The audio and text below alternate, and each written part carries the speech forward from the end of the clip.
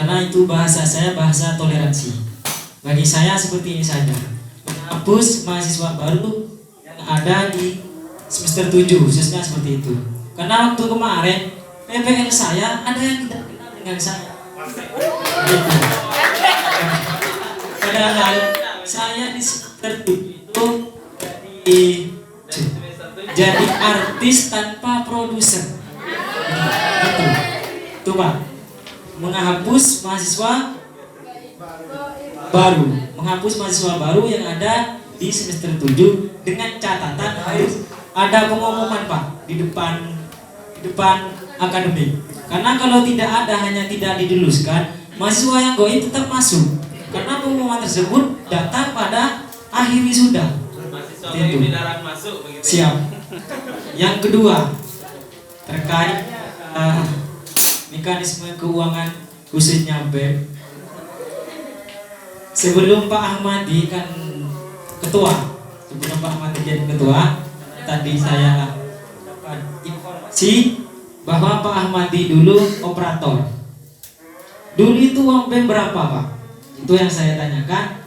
Sampai sekarang pengeluaran dari Civitas untuk BEM saja hanya 4 juta selama setahun. Dan untuk tahun yang akan datang berapa Pak? Sedangkan di Kongres sudah ditetapkan bahwa donatur dari Civitas atau dari kampus itu 30 juta.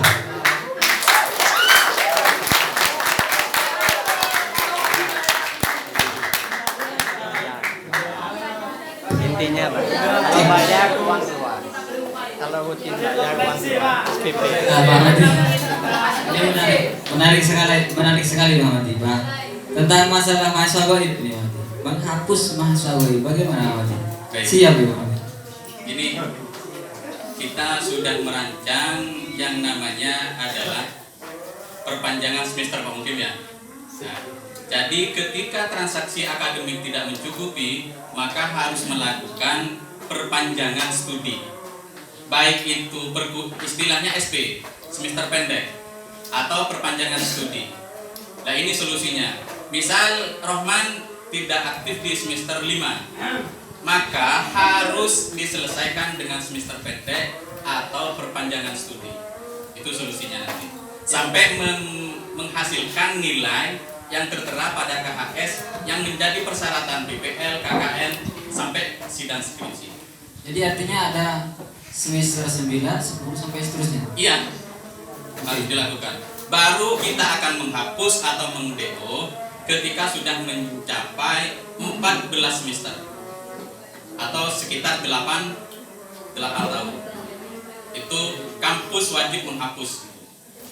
Sebelum semester 14 maka akan dilakukan perpanjangan semester atau SP, semester pendek. Oke, saya Pak Ahmadi. Masalah tentang seberapa tadi? Uang BEM Pak Ahmadi. Ya, kembali ke pembayaran mahasiswa kok tidak jauh beda. Karena yang mau dikasih bendahara itu tidak ada saldonya. Saldonya dari mana? Jadi serius tidak ada Pak Ahmadi? Iya. Gak, soalnya teman-teman kalau akademik ini bilangnya gak ada, kayaknya rada-rada gak percaya Pak Ahmadi. Rata-rata, sebentar dulu. Rata-rata mahasiswa itu bayar hanya UTS UAS. SPP-nya tidak terbayar. Mau bayar di mana?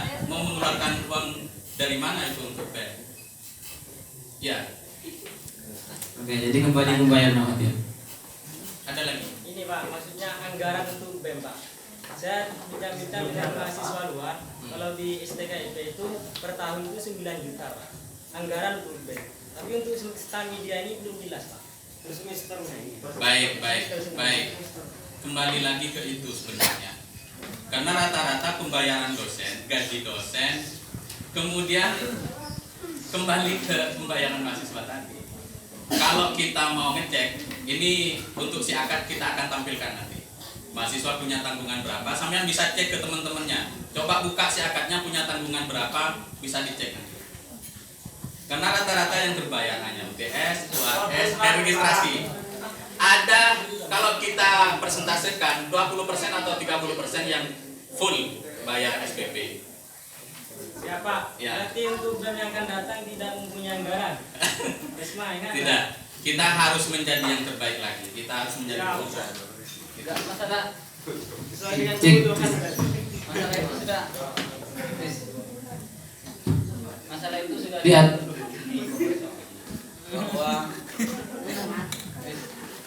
bahwa di kongres itu dijelaskan, saya baru resolusi yang sedangkan Promosi. Kede.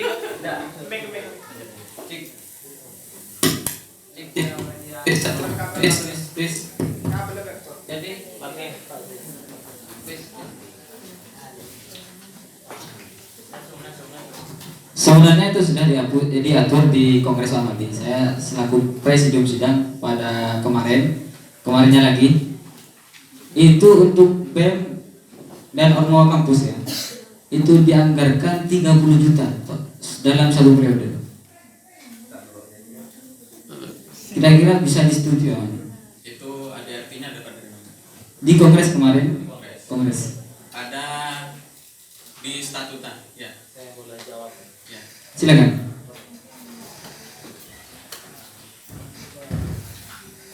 Mohon maaf, memang kongres itu keputusannya mutlak ya.